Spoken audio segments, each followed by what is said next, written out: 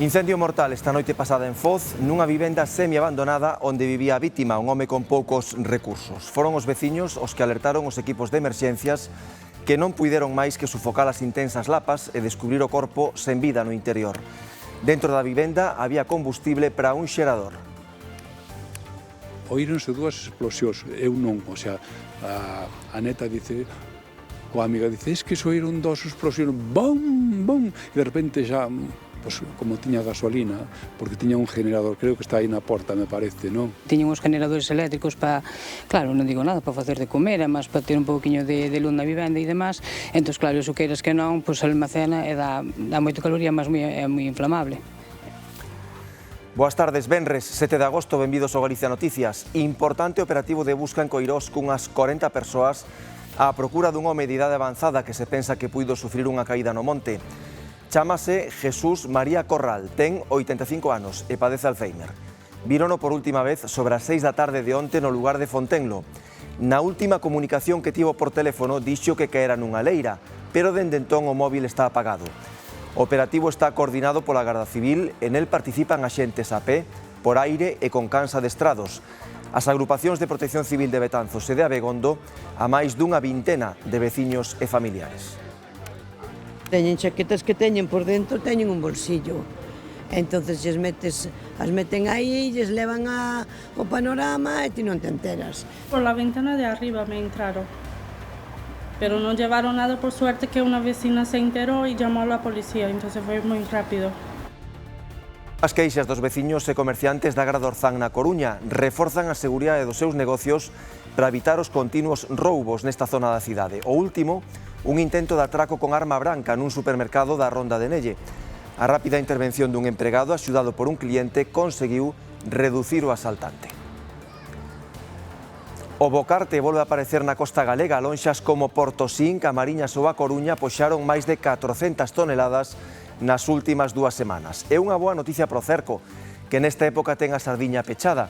Un equipo do Galicia Noticias acompañou esta mañá a un destes barcos do bocarte durante a súa descarga no porto da Coruña. Trouxo a terra 500 caixas, uns 4.000 kilos. Estamos repartindo a cuota, estamos traendo así sobre 5.000 ao día, 5.000 e pico, 4.000 e pico, sobre 5.000 kilos.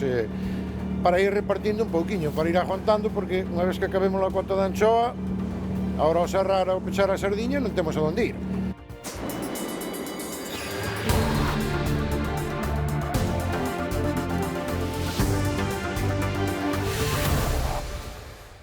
Un home faleceu esta noite en Foz no incendio da casa semiabandonada onde se refuxiaba. Foron os veciños os que alertaron os equipos de emerxencias que non puideron máis que sufocar as intensas lapas e descubrir o corpo sen vida no interior. O home gardaba na vivenda bombonas e combustible para alimentar un xerador. Os veciños afirman que escoitaron un par de explosións antes de declararse o incendio. Non estábamos na sala, entonces a neta máis unha amiga estaban na habitación e viñeron asustadas que oíron dúas explosións. Madre mía, boa, unha humarada terrorífica, o sea, como de negro e con un pouco grisáceo, pero terrible.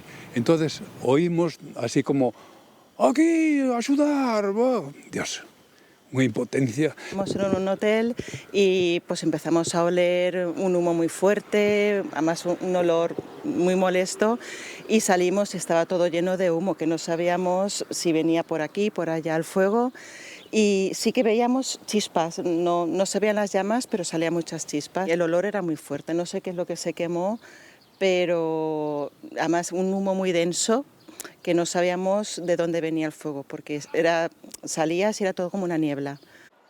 Os veciños alertaron de inmediato a emerxencias. Acudieron Protección Civil de Foz e os bomberos de Barreiros e Viveiro, ademais da Garda Civil. Sufocadas as lapas, descubriron o corpo do home que se acubillaba nesta casa abandonada. Descubrimos que, bueno, pois, por gran tristeza para todos, estaba falecido o ocupante da vivenda. Que sabíamos que vivía, bueno, mal vivía, un señor que solía estar pedindo en algún dos supermercados acompañado do seu cadeliño e tal. Lógicamente tenen que facer os trámites pertinentes, pero todo indica que é a persona que todos conocemos, que todos conocíamos polo nome de Fernando. O lume foi moi virulento, con alta carga térmica debido a gran cantidade de material inflamable. Polo visto, ese señor pois tiña hasta gasolina, tiña, bueno, varias cousas aí. Igual foi motivo de prender lume, non sei. Botellas de butano, había tamén garrafiñas de gasolina, porque el tiña uns generadores eléctricos para, claro, non digo nada, para facer de comer, mas para ter un pouquiño de luz na vivenda e demás. Entón, claro, iso queiras que non, pois almacena e dá moito caloría, mas é moi inflamable. A casa era antigua e era de madeira por dentro, con lo cual iso supón máis material inflamable todavía e máis carga térmica todavía. O lume non puxo en risco as vivendas lindeiras. A investigación sobre o incendio que hai uns días se declaraba nun inmoble na Coruña, preto do Parque Europa, continúa aberta para determinar se efectivamente foi debido a un fallo nun patinete eléctrico. Das 11 persoas que foron atendidas no Choac, 2 continúan ingresados na unidade de queimados. Excepto residentes na vivenda sinistrada, o resto dos veciños deste inmoble tratan pouco a pouco de recuperar o seu día a día. Bueno, la gente está aún nerviosa, ansiosa, con la situación que ha pasado aún están un poco con el miedo, pero bueno, nos dijo el dueño que no nos tranquilicemos porque lo van a arreglar, lo van a reformar, lo van a pintar, pues tenemos esperanza. Hay gente que no pudo regresar, que es lo que estamos viendo, porque eso está inhabitable. Y aparte de eso, el cableado ardió. Algúns lembran o pesadelo que viviron esa noite que lles obrigou a abandonar as súas vivendas en cuestión de minutos. El niño sí estuvo 2 días hospitalizado. Ahí está, porque sí tragó demasiado humo, estaba durmiendo y esa es su habitación. Y yo lo sentí, o sea, no me di cuenta del fuego porque no lo vi, estaba en el salón viendo una peli. Sí me doy cuenta porque él tose mucho, cuando lo veo así me preocupo y cuando entro al cuarto estaba completamente lleno de humo. A rápida intervención dos equipos de urxencias evitou o que puido ser unha traxedia maior e moitos aínda conviven hoxe con ese medo no corpo. Y creo que sí lo voy a tener que llevar al psicólogo, obvio. No me quiere estar en casa. Porque no quiere. Siempre me pregunta, mamá, ¿y si vuelve a explotar? Mamá, no cocines. No quiere ni que prenda ni el fogón. Das 11 persoas que foron atendidas no servizo de urxencias do complexo hospitalario da Coruña, 2 continúan ingresadas na unidade de queimados, permanecen estables e a súa evolución é favorable. Imos agora en directo ata Coirós, onde nas últimas horas activou un importante dispositivo de busca dun home de idade avanzada que, segundo parece Xavier, puido sufrir unha caída no monte. Sí, concretamente na zona de Fontelo, na parroquia de Santa María de Ois. Sábese que pasou por esta pista que temos ás costas porque unha cámara gravouno alrededor das 6 da tarde. E sábese tamén que despois chamou desde un reloxo intelixente, pero non pudo indicar a posición, nin tampouco se puido localizar e triangular esa posición a través dese aparato. Ten 85 anos, mide 1,70 m, ollos verdes, pelo cano e levaba gafas e gorro nese momento. Tamén hai que dicir que a Garda Civil está corriendo un gran dispositivo por terra e por aire, con helicóptero, con can especializado, con axentes e con voluntarios de protección civil. Ademais, os veciños estánse a unir á búsqueda. Ayer de noite viñeron por aquí e tal, preguntando porque tal, un señor que se desaparecera, anduveron buscando onte de noite, bastante tal, entonces hoxe veu pola mañá a tomar o café un señor que hoxe que o veu pasar por diante da casa del a 6 menos cuarto. E que levaba un gorro na cabeza e levaba roupa clara. E que non sabe se pillou reto ou se pillou hacia atrás da súa casa. Pero polo que din que sí que pillou hacia atrás da súa casa. E subeu aí polo monte porque hai uns peruanos que andan collendo nos montes que o veron pasar. Unha familia madrileña foi rescatada polos socorristas na Praia das Catedrais. A familia, formada polos pais e 2 nenos, estaba bañándose cando se viron atrapados pola corrente e incapaces de sair polos seus medios da auga. Os 4 socorristas que atenden o areal metéronse no mar e lograron rescatar os 4 membros da familia. O suceso tivo lugar sobre as 2 da tarde, coincidindo coa baixamar, momento en que a corrente mariña é bastante forte. Ningunha das persoas rescatadas precisou asistencia sanitaria.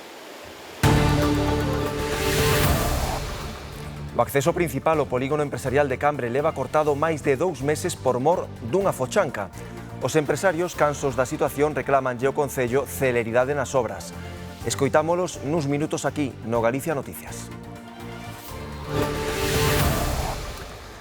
O detido por atropelar de xeito intencionado e matar un home en Bertamiráns con este coche de gama alta pasa hoxe a disposición do xulgado de instrucción número 2 de Santiago en funcións de garda. A Garda Civil prendeuno horas despois do suceso, que aconteceu nun paso de peóns desta localidade próxima a Santiago e pertencente ao concello de Ames. Inicialmente investigouse como un accidente de tráfico, pero axiña pasou a tratarse como un asasinato. Os asientes recolleron evidencias que apuntaban a que fora un feito intencionado tras unha discusión por un negocio en común relacionado co sector da automoción. O detido veciño de Lugo desprazárase dende a cidade das Murallas a Bertamiráns pro encontro coa víctima, que rematou neste crime. Na Coruña, os comerciantes da Agra do Zan reforzan a seguridade dos seus negocios para evitar os continuos roubos nesta zona da cidade. O último, un intento de atraco con arma branca nun supermercado na Rolda de Nelle. A rápida intervención dun empregado axudado por un cliente conseguiu reducir o asaltante. Neste supermercado da confluencia entre a Ronda de Nelle e o Paseo das Pontes aínda non se recuperaron do susto. Era xa case a hora de peche cando un home entrou pola porta cunha capucha. Dirixiuse á liña de cobro e colocou un coitelo no pescozo da caixeira para exixirlle a recadación. Yo he visto nunca con armas, no. Hurtos, como dicen, hurtos. De comida y nada más o bebida, pero de poner navajas, no. Teñen chaquetas que teñen por dentro, teñen un bolsillo. Entonces as meten aí, lles levan ao panorama e ti non te enteras. Pero que atracaran a cajera, non. A rápida intervención dun empregado que asistiron varios clientes evitou que o atracador puidera saírse coa súa. Entre todos conseguiron reducilo ata que chegou a policía local, que o acabou detendo. Afortunadamente, todo quedou nun susto. Es que el cuchillo da una sensación de... Bueno, pero si no pasó nada y hay que dar gracias a Dios que es lo que tenemos ahora. Os responsables da tenda confirmaron que a moza non sufriu feridas físicas e recupérase agora das secuelas psicolóxicas. A situación non colle por sorpresa aos comerciantes da Agra do Orzán, que están fartos da situación. Por la ventana de arriba me entraron, pero no llevaron nada, por suerte que una vecina se enteró y llamó a la policía, entonces fue muy rápido. Es que el barrio está muy peligroso, mucho más. Está la cosa muy fea por aquí. E son moitos os que comezan a tomar medidas para evitar roubos. Y nada, pusimos una seguridad adicional aquí en la puerta y reforzamos lo que es esta puerta, que es la entrada nuestra. Aunque no tenemos cafetería ni nada, estamos tomando medidas. Aquí tenemos la verja bien puesta, funciona perfectamente, y porque si no, sabe cuándo se puede repetir. O asaltante pasou nas últimas horas a disposición xudicial. Bandeira vermella na praia de Arneles, en Cangas, pero neste caso non porque haxa mar revolto ou ondas perigosas. A orixe parece estar nos barcos fondeados, Susana. A bandeira vermella recibe os bañistas que chegan a esta praia de Arneles, en Cangas. Unha vertedura de fecais obrigou a pechar o areal ao baño e por iso nun día de agosto como de hoxe o areal está prácticamente deserto. Dende o Concello insisten en que non se trata dunha vertedura da rede de saneamento, senón do baleirado de augas sucias das embarcacións de recreo que fondean aquí. O igual que veciños e mariñeiros reclaman que se controle o número de barcos para evitar problemas. Cunha estampa paradisíaca en pleno agosto e sen xente. A praia de Arneles, en Cangas, deixa unha imaxe pouco usual nesta época para sorpresa de moitos visitantes que dan volta o ver a bandeira vermella ondeando. Pues acabamos de llegar con toda la ilusión del mundo, hemos visto además que se podía aparcar con cierta facilidad y nos hemos sorprendido al ver la bandera roja según hemos llegado a la arena. Y bueno, pues ¿qué es lo que está pasando? Nos hemos preguntado, ¿no? Nas análises detectouse a presenza da bacteria E. coli na auga, que revela verteduras fecais. Para moitos, mesmo para o Concello, a causa está nos barcos que fondean na zona. Un fin de semana normal pasan 200. E aquí non botan un día, ni dous, ni 5. Botan días. E ao final a xente come, e cando se come, despois tamén hai que vaciar. Nos constanos que hai barcos que teñen as cañerías abertas, o sea, que non teñen os químicos como lle marca a lei. Si veñen, que veñan, pero que non vacíen todos, porque isto polas mañáns, os non que está limpiña, pero pola mañán está cheo isto de escuma, todo por aí. Eso é dos barcos de tirar todo aí a porquería toda. As embarcacións máis grandes teñen unha normativa máis estrita e requiren de permisos para fondear.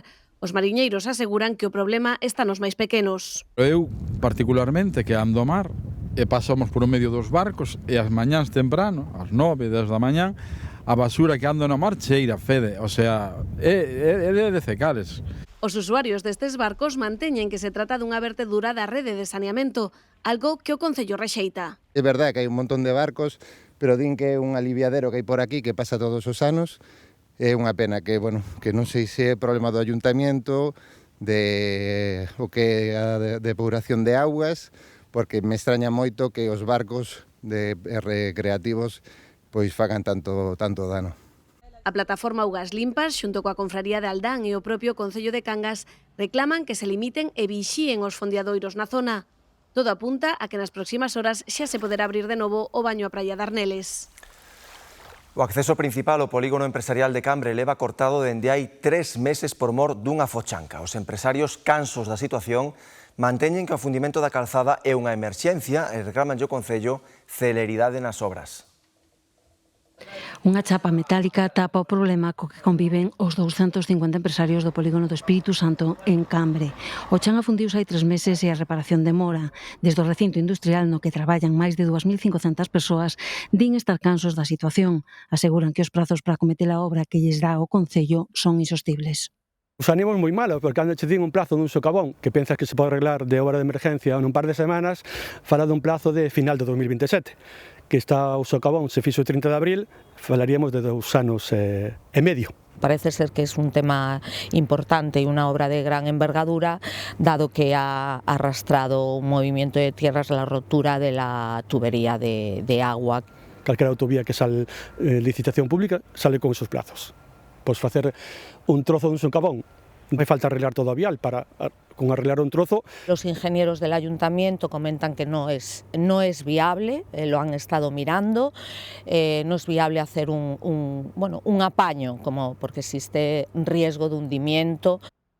A situación obriga a manter cortada a arteria principal do polígono que soporta a diario un volume de tráfico elevado. O tráfico todo que ven de Coruña ou da zona de Guísamo, Ferrol, entra pola Nacional 6, entón a baixada máis lógica é pola ITV e sería recto por esa cartera.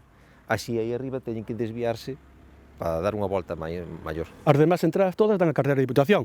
Inda por cima super estreita, vas co coche cando hai un camión, apenas te podes na parte de arriba, apenas te das cruzado, decir, hai moi pouco espacio. Entón, pois un polígono con moito movimento, Amazon abaixo, sale un montón de furgonetas, intentábamos que fora obra de emergencia, dicen que non é posible, pois unha cartera cortada que non podes entrar en polígono, nos consideramos que é algo super urgente e tiña que se meter como obra de emergencia. Os empresarios estudan medidas de presión para lograr que a rúa Isaac Peral abra canto antes. Os produtores de castaña están preocupados. A seca tan prolongada deste verán dificulta o crecemento do froito e favorece a propagación de enfermidades. Na zona de Vilar de Bos, a produción reduciuse á metade nos últimos 10 anos.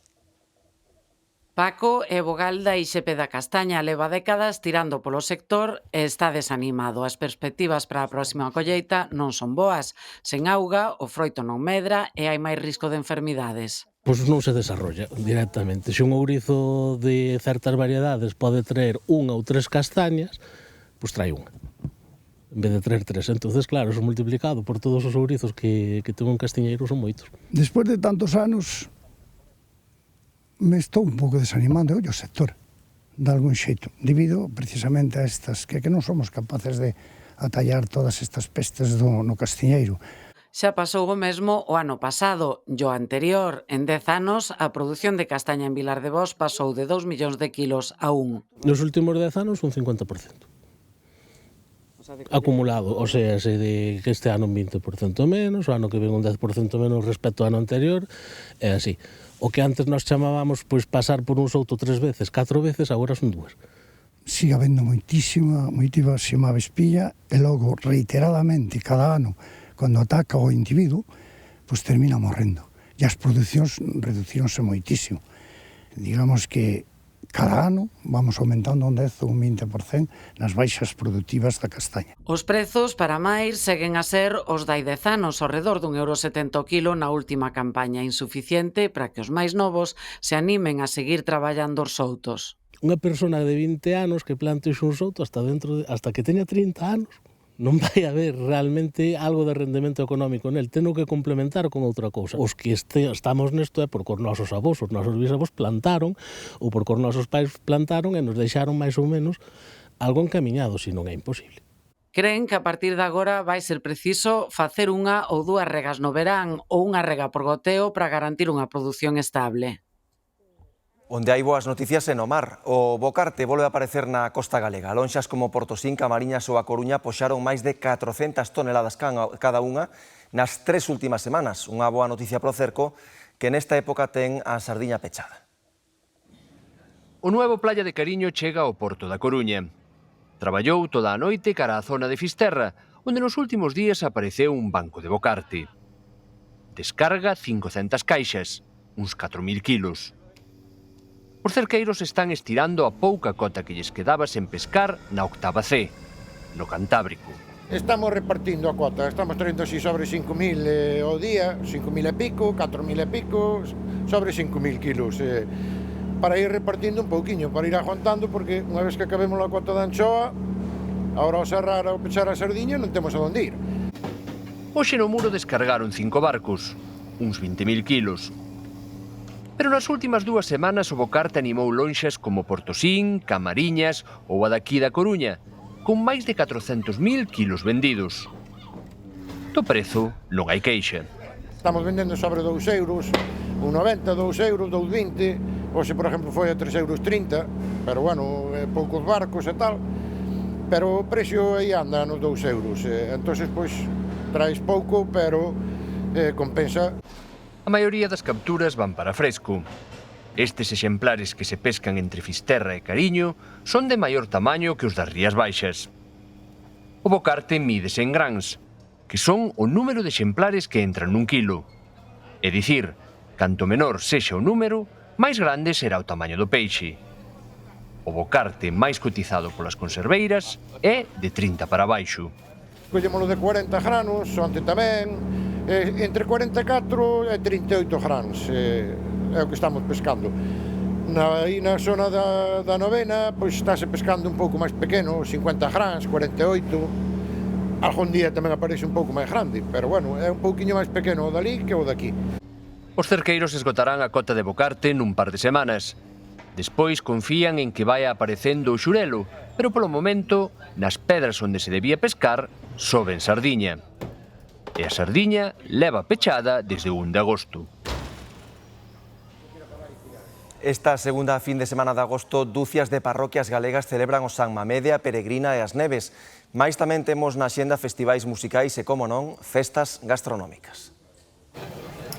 Este domingo celébrase a 64ª edición da Festa do Polvo do Carballiño, unha das romerías gastronómicas máis famosas de Galicia, pero hai moitas máis. En Vila García terá lugar a Festa da Meixe de Carril, e na veciña Vilanova fanlle o propio ao mexillón e ao berberecho. A Guiño en Ribeira homenaxea a Navalla, e en Noalla, Sanxenxo, prepararán 26.000 ostras. En Arbo, a protagonista será a lamprea seca, onde o peixe afumado é tradicionalmente preparado á brasa. A Alameda de Verín acolle esta fin de semana a Feira do Viño de Monterrei. Ofreceránse, como non, degustacións a prezos populares. Moi popular é tamén a Festa do Monte da Guarda. A tradicional subida a Santa Trega, con romería incluída, é o domingo. Celanova viaxará ao 132 despois de Cristo co folión castrexo que recorda o pacto asinado cos romanos, coroado por un xantar campestre. E o xuízo popular a Maruxaina terá lugar en San Cibrao este sábado. En dúcias de parroquias celebrarase o San Mamede, a Virxe das Neves ou a Peregrina. Pontevedra conmemora a súa patroa cunha extensa programación na que incluso hai espectáculos como o de Fran Sieira, Ben Querer. O Concello de Avión conectarase con México na festa que os migrantes dese país organizan por todo o alto cada verán. Para a cultura urbana e deportes de acción, a cita está en Vigo, no Marisquiño. Acabamos con ritmo. Este ano encabezan o cartel do Castelo Rock as bandas internacionais Big Special e Kid Capichi. Música en directo, proximidade co público e relación coa contorna son tres piares en que se fundamenta o Festival de Muros e maila a Festa da Carballeira de Zas, onde actúan esta noite El Nido, Bayuca e David Pasquet.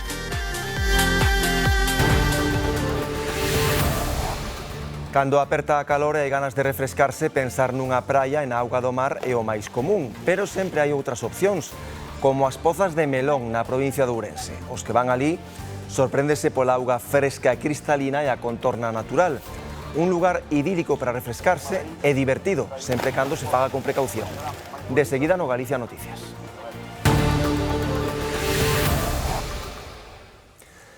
Na provincia de Lugo están a vivir un verán de récords. Os rexistros falan de que o mes de xullo deste ano foi o máis caloroso e o máis seco dende que temos datos.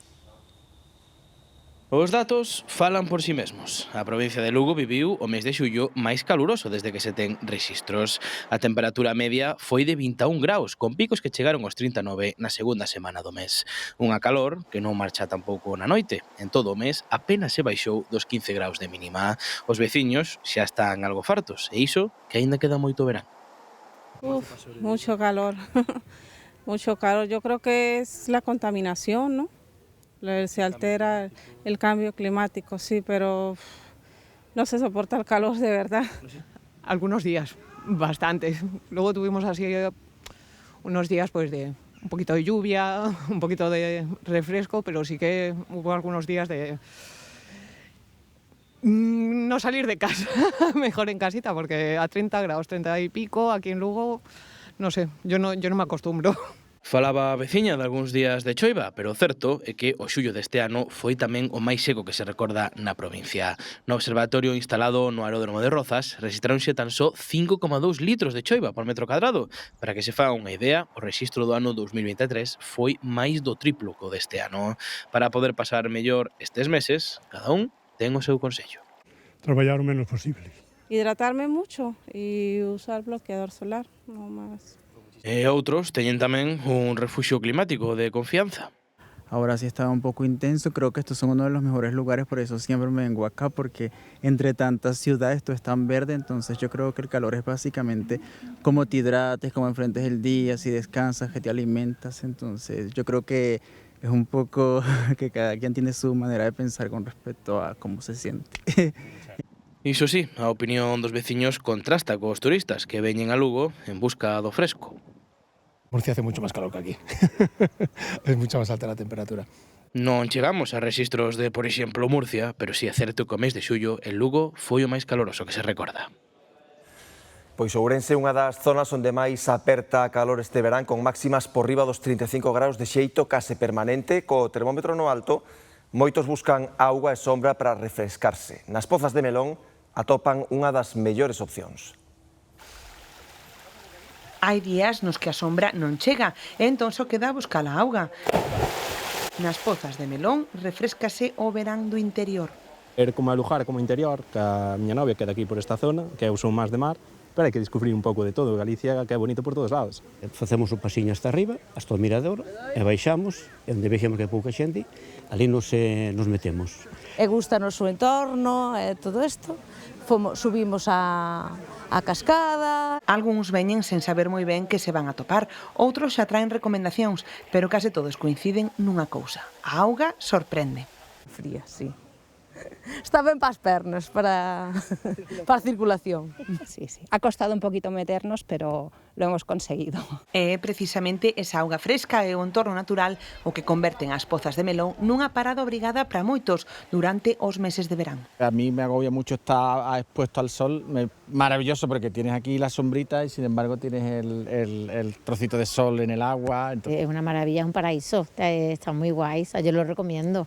Hubo bastante xente aquí antes xa das redes sociales, pero si tamén como hai varios sitios vaise repartindo e estarse bastante ben. Un bo plan, descubrir primeiro a contorna e logo buscar a recompensa. Que no solo bañarte, que hacer la rutina, que es lo que hemos hecho nosotros. Hemos sudado primero un poquito y luego nos hemos ganado el baño. Pero hemos estado en las termas, súper bien, pero de repente he venido aquí y el agua congelada. Me ha sentado bien, no te voy a decir que no, pero es un cambio bastante brusco. Un lugar que cada verán atrae visitantes chegados desde distintos puntos da península.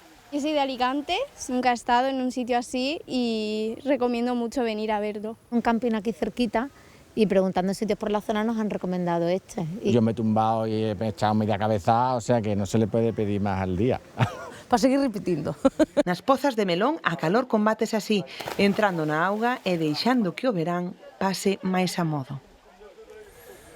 Rematamos, quedan xa con Marta Riba o Telexornal. Grazas pola compaña e moi boa fin de semana.